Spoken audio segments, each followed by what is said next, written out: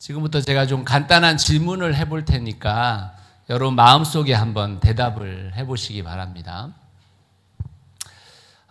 여러분의 지난 한 주간의 삶은 좀 의미 있는 삶이셨나요? 아니면 그저 그렇게 보낸 것 같다. 둘 중에 어떤 대답이 있으신가요? 또 좀 마음에 여유가 있었다, 아니면 좀 불안하고 답답했다. 어느 쪽이신가요? 또 식사하는 것도 좀 여유롭고 맛난 걸 먹었다, 아니면 끼니를 때우는 식으로 먹었다. 어느 쪽이신가요? 아마 좀 대답이 되실 거예요. 여러분 안에서 한 주간의 삶을 생각해 보시면서. 그러면 제가 던졌던 이 질문에 대한 답이 그 전주를 생각하시면 답이 달라지세요? 아니면 답이 똑같으세요? 또 반대로 앞으로 다가올 한 주를 생각하시면 나는 다음 주에는 의미 있는 삶을 좀 살겠다. 아니면 그냥 그저 그렇게 또 보내겠구나, 이런 생각이 드십니까? 제가 생각할 때 아마 지난주에 의미 있고 여유롭게 사셨던 분은 이번 주에도 그렇게 사셨을 거고 다음 주에도 그렇게 살 가능성이 매우 높습니다. 그런데 지난주에 내가 별로 의미 없고 여유롭지도 않고 답답하고 힘들고 불안한 삶을 살았다고 생각했던 분들은 아마 이번 주도, 그리고 다가오는 주도 그렇게 될 가능성이 매우 높습니다. 제가 너무 절망적인 이야기를 하나요? 왜냐하면 인간이라는 존재가 하루라는 또는 일주일이라는 시간을 자전을 하잖아요. 계속 일상의 생활에 거의 똑같은 삶을 살잖아요. 그러니까 사실 그 일상을 그렇게 살고 있기 때문에 그 전주나 이번 주나 다음 주나 의미 있게 사시는 분들은 계속 의미 있다고 생각하는 거고, 나는 불안하게 살고 있다고 생각하는 분들은 계속 또 그 삶을 살아갈 수밖에 없는 상황이 놓여지겠죠. 혹시 여러분 중에 오늘 이 질문에 대해서 나는 별로 의미도 없고 나는 행복하지도 않고 여유롭지도 않다라고 느끼시는 분이 계시다면 한번 여러분의 삶에 대해서 질문을 던질 시간이 된 것 같아요. 앞으로 나는 계속 이렇게 살아도 되는가? 많은 분들이 이렇게 생각해요. 내가 지금 이 상황만 넘어가면 좋아질 거야. 애기 엄마들 대부분이 다 애가 좀 크기만 하면 달라질 거야. 어떻게 여기 애가 좀 크신 분들 좀 달라지셨나요? 어떠세요? 요 시기만 지나가면, 코로나만 끝나면 뭐가 달라질 거야. 정말 그럴까요? 이 질문을 할 때 한 가지 염두에 두셔야 될 게 있는데, 그게 뭐냐면 내가 살아가고 있는 일상, 오늘 또는 한 주간의 일상을 바꿔야지만 뭐가 달라질 거라는 생각보다는 내가 뭐를 중심으로 공전을 하고 있는가를 생각해 보시는 게 더 좋을 것 같아요. 내 자신의 일상의 패턴이 바뀌어야지만 어떻게 될 거라는 것보다는 내가 어떤 중심을 두고 그것을 돌고 있는지를 생각해 보시는 게 훨씬 더 의미 있는 삶을 찾을 수 있을 가능성이 높아진다는 것입니다. 저는 신앙생활도 똑같다고 생각해요. 매주 반복되는 신앙생활을 수년간, 수십 년간 지속해 왔는데 혹시 신앙생활이 행복하지도 않고 의미 있지도 않고 또는 신앙생활에서 시간만 낭비하는 것 같고 이런 생각이 드시거든, 한번 생각을 해보시라는 겁니다. 앞으로 나는 이렇게 신앙생활해도 좋은가? 지금 코로나19 상황에서 많은 신앙인들이 방황을 하고 있죠. 신앙을 멈추는 분들도 굉장히 많습니다. 이런 현상은 아마 계속 지속될 거예요. 근데 우리에게 그 신앙생활을 멈춰야 되겠다라는 생각이 들거나 신앙생활에 의미 없다라는 생각이 들기 전에 먼저 솔직하게 나 자신의 신앙생활을 질문해 보고 그 질문에 대한 답을 찾아가 봐야 합니다. 그렇지 않으면 매주 매달 매년 신앙생활에서 의미를 찾기가 쉽지 않으실 거예요. 그때 마찬가지로 꼭 점검해야 될 게 공전이에요. 나는 무엇을 중심으로 신앙생활을 하고 있는가? 나를 중심으로 신앙생활을 하고 있는가? 하나님을 중심으로 신앙생활을 하고 있는가를 생각해 봐야 하는 것이죠. 저는 오늘 여러분들과 함께 신앙이라는 게 도대체 뭔가에 대한 부분들을 좀 가장 기초적인 부분들만 좀 다룰 건데요. 사실은 그 기초적인 부분이 거의 전부라고 할 수 있는 상황인 것이죠. 그러면 하나하나 한번 생각해 보겠습니다. 새로운 시각이 좀 필요하다는 거예요. 특히 우리 한국의 개신교인들이 좀 새로운 시각이 필요하다 이런 생각을 하게 되어지는데요. 그러기 위해서는 믿을 신자가 붙은 네 가지 신에 대해서, 신앙에 대해서 좀 생각을 해볼 필요가 있습니다. 네 가지 믿을 신자 중에 가장 먼저 등장할 수 있는 게 미신이거든요. 미신.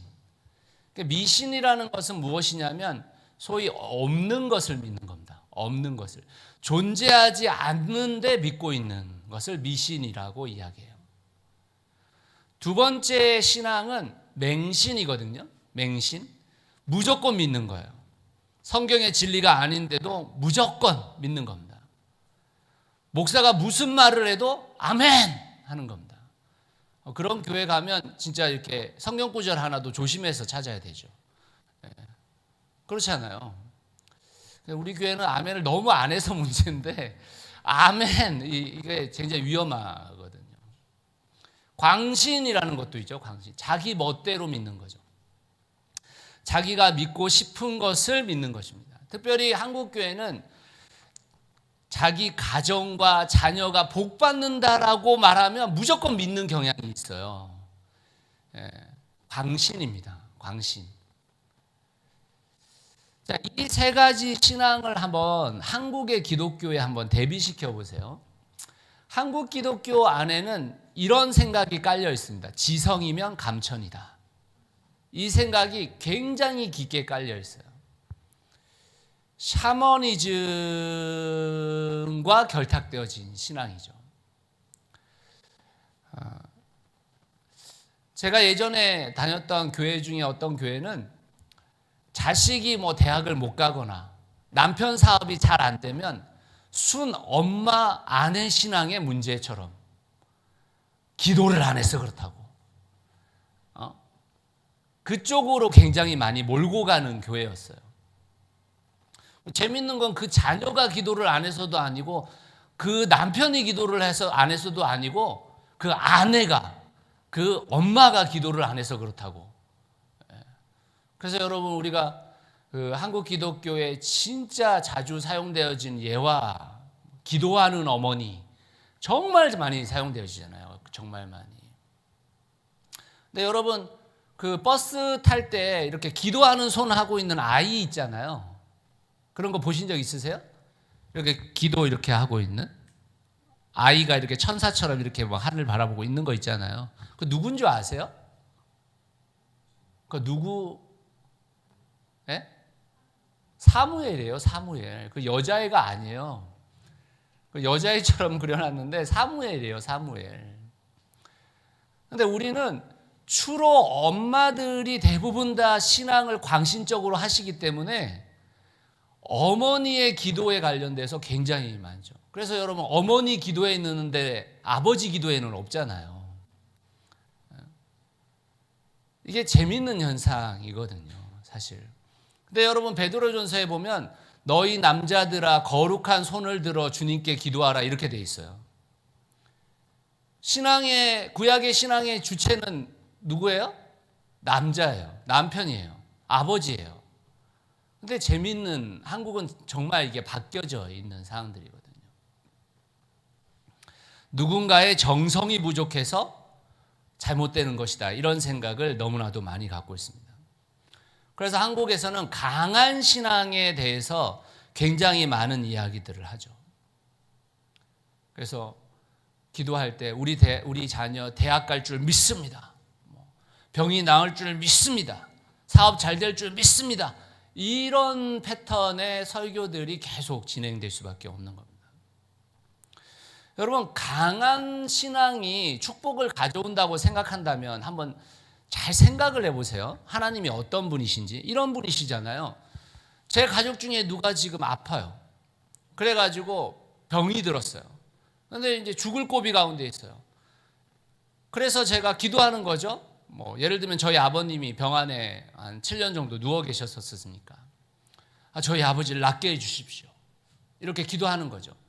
근데 여러분, 하나님께서 그 기도를 보시면서 기도의 수치를 보면서 야, 조금만 더 해. 조금만 더 해. 조금만 더 해. 조금만 더 해. 그럼 내가 낫게 해줄게. 조금만 더 해.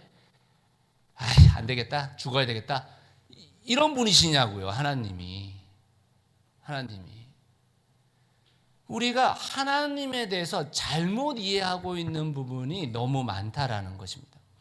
하나님이 꼭 우리의 기도와 믿음의 리터기를 계속 쳐다보고 계시는 분처럼 우리가 인식하고 있는 거예요.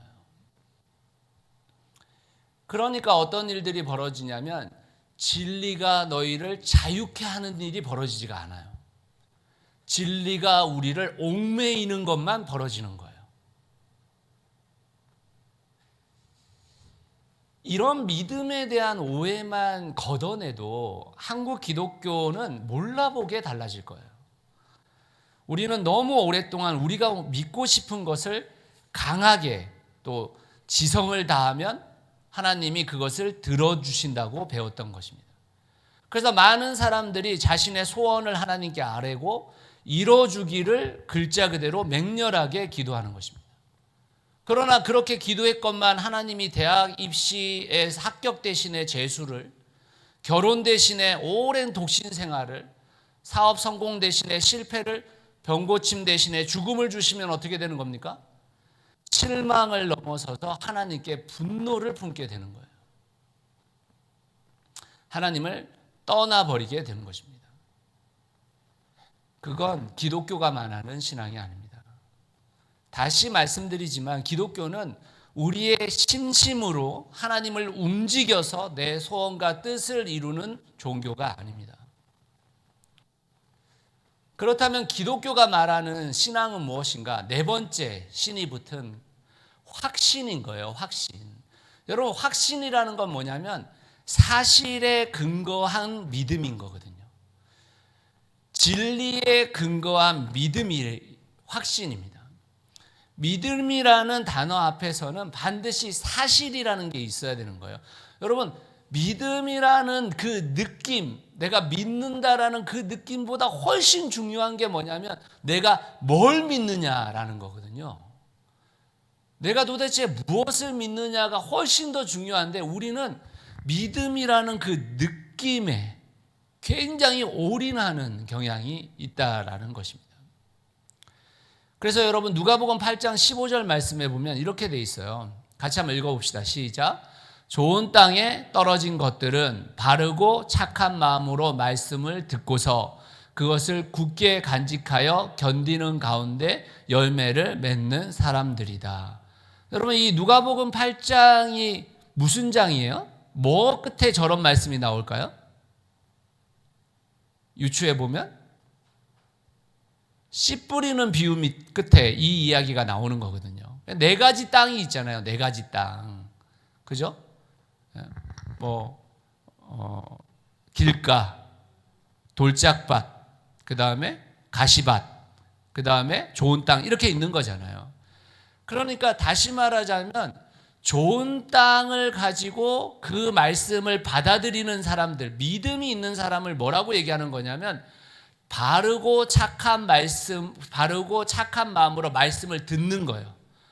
우선 내가 듣고 기반을 갖고 있는 겁니다. 무엇이 말씀인가, 무엇이 진리인가에 대한 기반이 있고 그것을 마음에 간직하게 되는 거예요.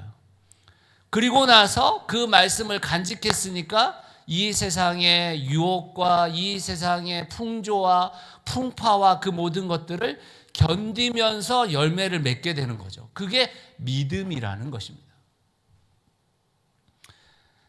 우리는 정말 강한 믿음을 강조해 오던 시각에서 바른 믿음이 무엇인가를 생각하는 시각으로 전환이 이루어져야 됩니다.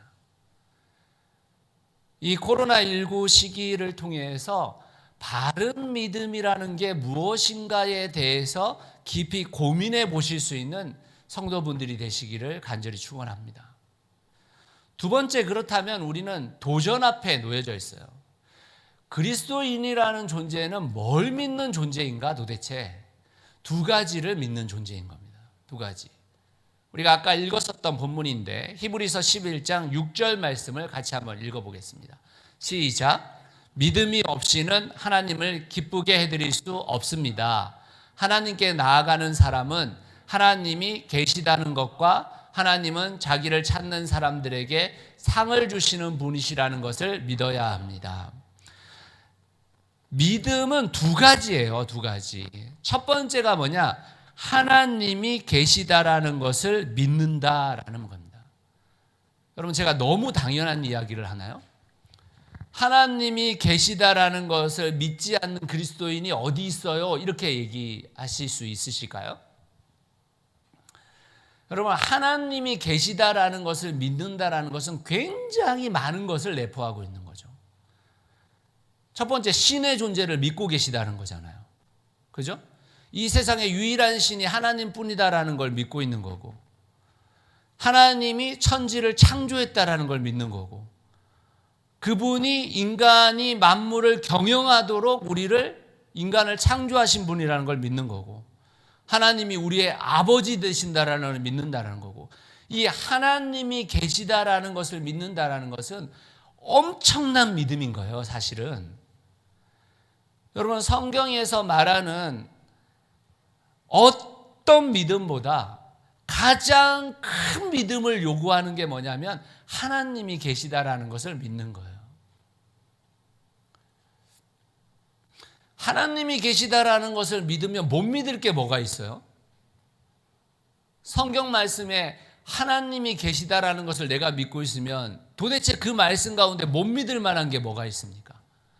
전능하신 하나님이 못할 일이 뭐가 있어요? 그 하나님을 믿고 있으면 우리가 지금 여기 예배당에서 예배를 드리든지 저 가정에서 예배를 드리든지 어디서 어떻게 예배를 드린 듯 어떻게 영과 진리로 예배 드리지 않을 수 있겠어요? 하나님이 계시다는 걸 아는데. 사마리아 여인, 요한복음 4장의 사마리아 여인의 이야기는요, 그 예배가 오프라인 예배를 드리냐 온라인 예배를 드리냐의 중요성을 말하는 게 아니에요. 장소의 중요성을 말하는 게 아니잖아요. 여러분이 어디에서 예배를 드리든지 간에 정말 하나님을 인식하고 그 안에서 진리와 영으로 예배 드릴 수 있는가의 문제를 얘기하는 거잖아요. 왜 우리가 오프라인 예배를 더 좋다고 여기는 겁니까? 온라인 예배를 드릴 때 진짜 하나님이 계시다라는 것을 신뢰하면서 진리와 영으로 드리는 예배가 잘 안 되니까 오프라인 예배에 대한 걸 얘기하는 거지, 오프라인 예배와 온라인 예배 중에 뭐가 더 좋거나 뭐가 더 중요합니까? 이런 얘기를 하자는 게 아니잖아요. 진짜 어려운 거거든요, 그게. 하나님이 계시다라는 것을, 하나님이 이 세상을 창조하셨고 우리 각자를 다 창조했다라고 믿는다면 어떻게 내가 이 사람을 함부로 대할 수 있어요? 함부로 대하지 못하죠. 어떻게 저 어린아이를 함부로 대할 수 있습니까? 어떻게 식당에서 서빙하는 그 종업원의 역할을 하고 계신 분을 함부로 대할 수 있어요? 하나님의 형상으로 창조된 인간이라는 걸 믿는데 함부로 대할 수 없는 거거든요. 여러분, 우리가 하나님을 믿으며 성령께서 우리 가운데 역사를 하셔서 우리 가운데 내재하시면 성령이 우리 안에 계시잖아요. 그러면 성령의 열매가 맺혀진다라고 이야기를 하는데, 여러분, 성령의 열매가 뭡니까? 인격이거든요. 인격, 소위 말하면. 근데 여러분, 강당에 서 있는 목회자가 인격이 안 돼. 이 사람 야단치고 저 사람 야단치고 뭐 인격적인 말이 아니라 정말 비인격적인 말을 다 쏟아내. 그게 어떻게 성령이 계시는 거냐고요. 그 사람 안에 성령이 충만한지 안 한지는 뭘 보면 알 수 있냐. 너무나도 쉽게 알 수 있는 거예요. 인격이 안 되면 아닌 거예요. 근데 우리는 저 인격이 안 되면서 저 앞에서 마이크 잡고 별 이상한 말을 다 내뱉고 있는 그 인간을 목사라고 우리가 여기고 있잖아요. 많은 분들이. 이상한 거예요. 그건 성경에 너무나도 명쾌한 부분들을 명쾌하지 않은 것처럼 이야기하는 거거든요. 마치 자기가 어떤 말을 해도 되는 것처럼. 그렇지 않습니다, 여러분. 우리가 하나님이 계시다라는 것을 사실로 믿으면 우리의 삶의 태도는 정말 달라질 수밖에 없게 되는 거거든요. 그리스도인은 하나님이 계시다라는 것을 사실로 받아들이는 존재인 겁니다. 사실로. 너무나도 쉬운 것 같지만 너무나도 명쾌해요. 그건 내가 하나님이 계시다는 걸 믿고 있냐 안 믿고 있냐는. 두 번째, 하나님이 어떤 분이시라는 걸 믿는 겁니까? 상 주시는 분이라는 걸 믿는 거예요. 그런데 여기서 상이라는 단어가 도대체 상이 뭔가가 정말 중요하거든요.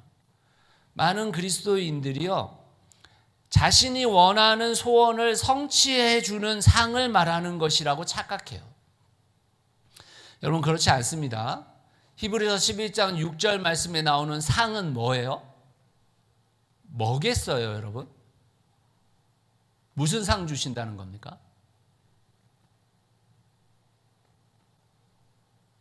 구원의 상을 주시겠다는 거예요. 그 상은 예수님이에요. 예수님. 그 예수 그리스도를 통해서 구원의 상을 주시겠다라는 거예요. 구원의 상. 우리가 믿는 사실이 무엇이냐면 하나님께서 예수 그리스도를 이 땅에 보내주셔가지고 너희의 죄를 위해서 죽게 하시고 그분을 살리시고 그분이 부활하신 그것을 믿는 것, 그게 왜 우리에게 상이 되는 거냐면 다른 무엇으로도 구원이 이루어지지 않는데 그 예수 그리스도를 통해서 우리를 구원케 하신 그것을 받아들인 그 상을 의미하는 거거든요.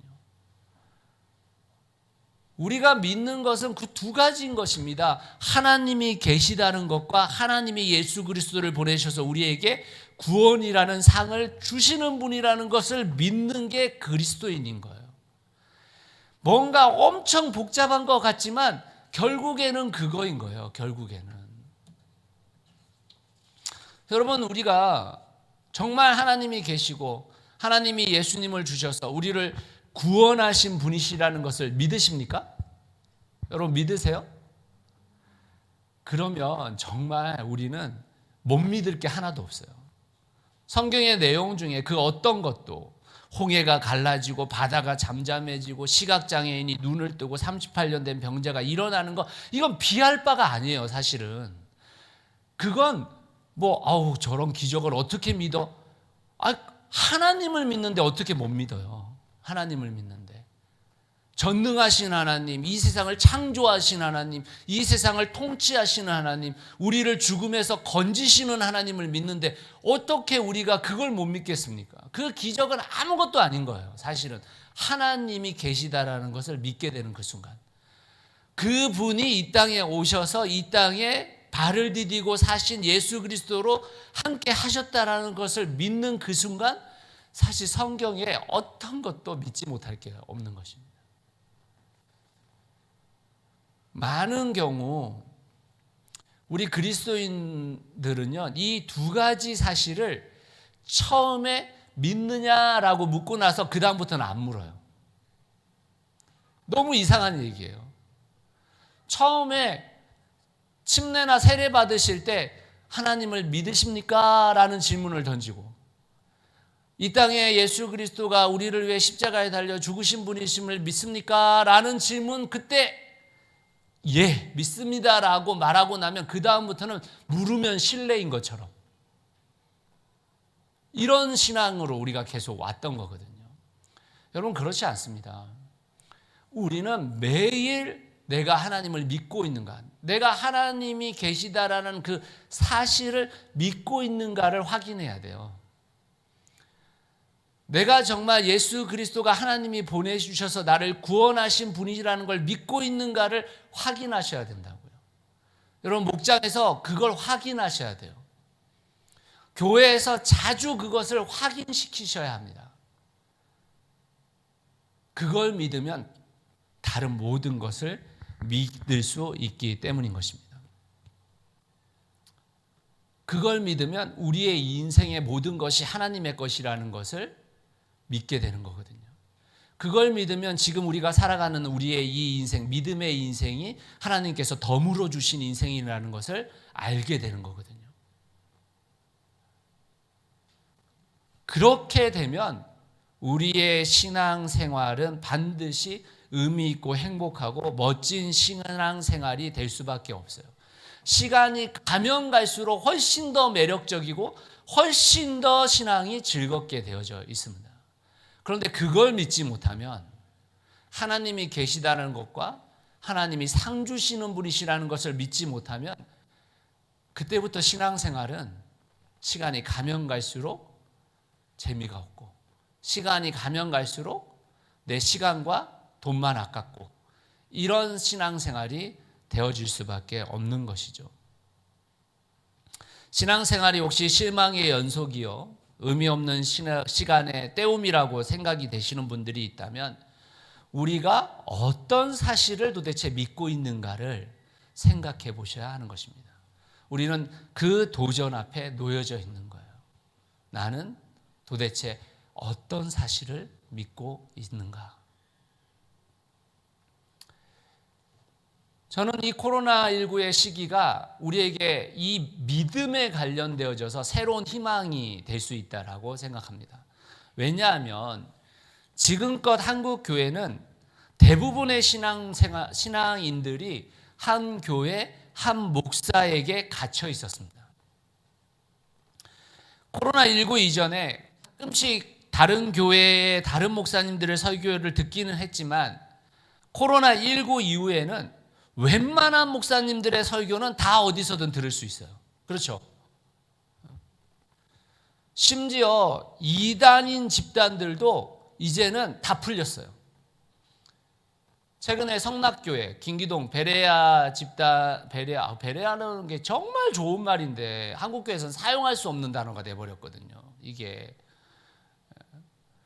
베레아 그 신앙 귀신론을 하는 그 김기동 목사의 성락교회가 최근에 갈라서게 됐거든요. 한 3년 전에. 그러면서 과거에는 이 성락교회가 성락교회 교인들에게 일체 다른 목사의 설교를 듣지 못하게 하고, 일체 유튜브나 이런 걸 통해서 신앙의 다른 걸 접하지 못하게 하고, 오직 김기동 목사의 책과 설교만 듣게 돼 있었거든요. 근데 지금 본물처럼 다 풀려버렸어요. 그래가지고 지금 성락교회가 막 열등분으로 나눠지고 있거든요, 지금. 그 성락교회 개혁 그 목회자들 한 200명 가까이가 지금 계속 성경 공부를 받고 있거든요. 특정한 분들한테.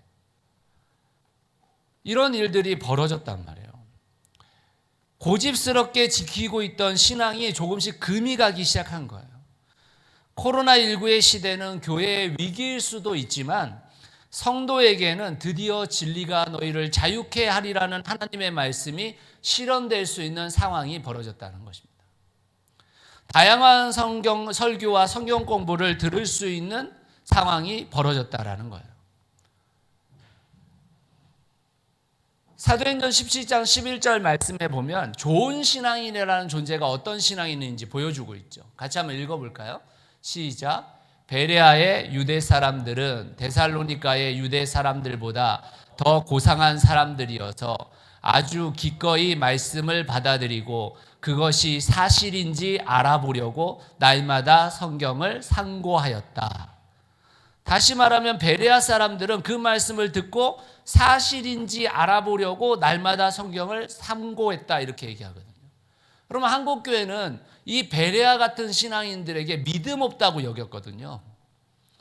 말씀을 들었으면 아멘하고 받을 것이지 뭘 말씀이 맞는지 안 맞는지를 상고를 해봐, 이런 생각을 갖고 있었단 말이에요. 오히려 믿음 좋은 사람들은 그 말씀을 아멘 하고 받아들이는 사람이라고 생각했단 말이에요. 아니요, 그게 아니고 성경은 그 말씀이 진짜 하나님의 말씀인지 아닌지를 상고해 본 사람이 진짜 신앙인이라고 이야기하고 있는 거거든요. 우리는 이제 전 세계 어떤 예배에도 참석할 수 있게 됐어요. 누구의 성경 공부도 들을 수 있게 됐습니다.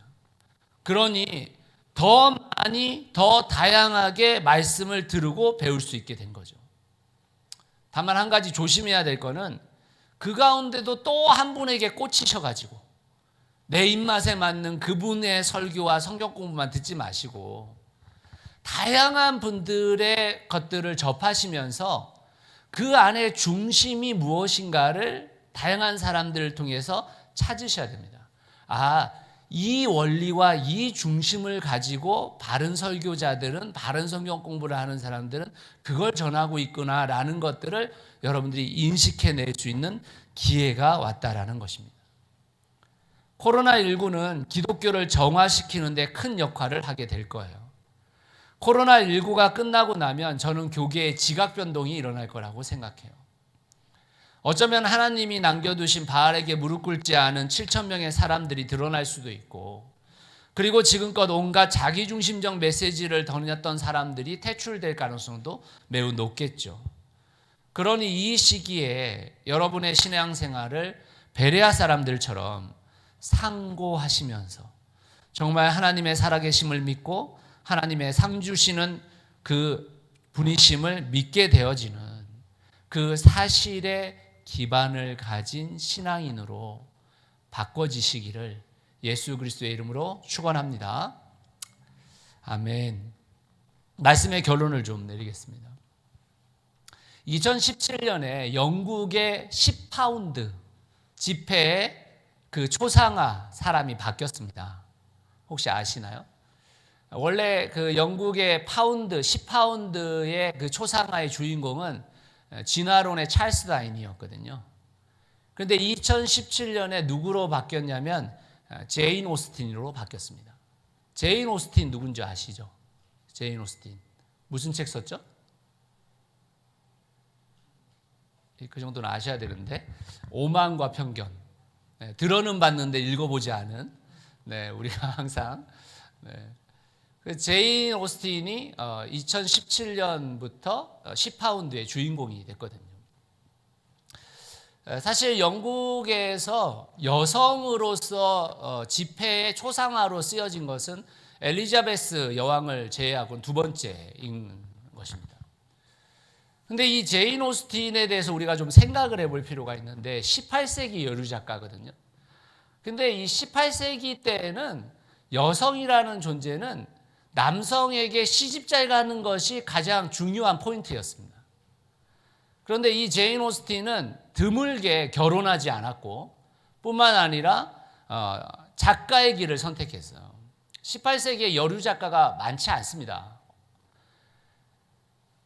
제인 오스틴이 남성들에게 구애를 받은 적도 상당히 많아요. 그런데도 그 길을 걷지 않고 글을 쓰는 열망을 갖고 살아갔거든요.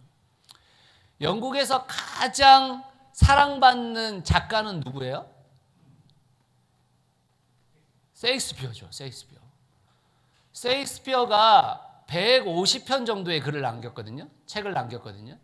근데 이 셰익스피어는 그 정말 엄청난 상상력을 바탕으로 굉장한 작품들을 남긴 겁니다. 그래서 영국인이 사랑하는, 뭐 세계가 사랑하는 사람이죠. 셰익스피어인데 영국의 작가들 중에 2위가 제인 오스틴이에요. 근데 제인 오스틴은 7편의 책밖에 내지 않습니다.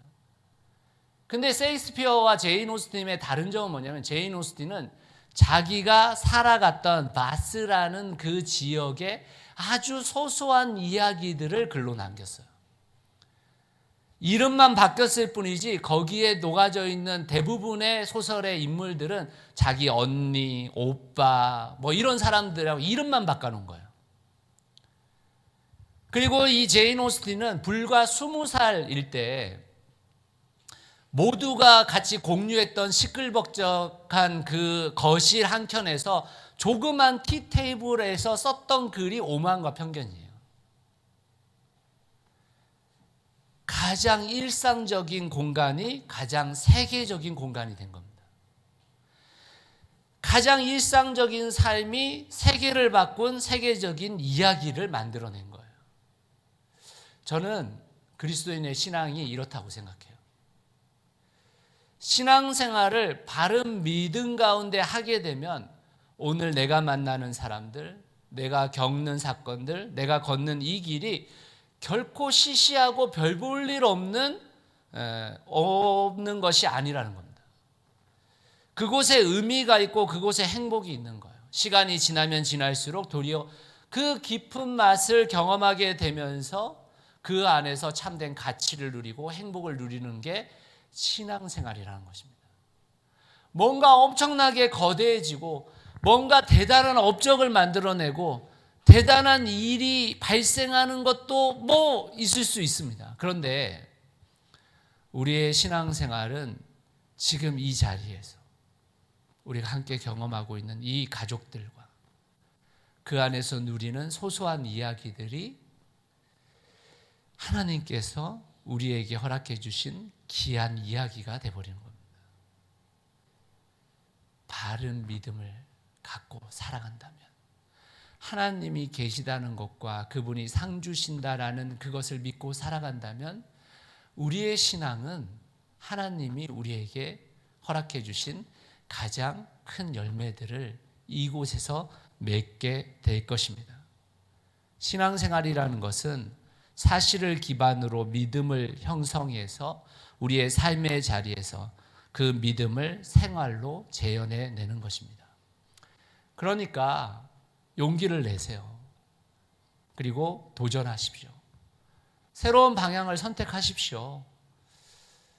마태복음 11장 12절 말씀에 보면, 한번 띄워주실래요? 침례자 요한에게로부터 지금까지 하늘나라는 힘을 떨치고 있다.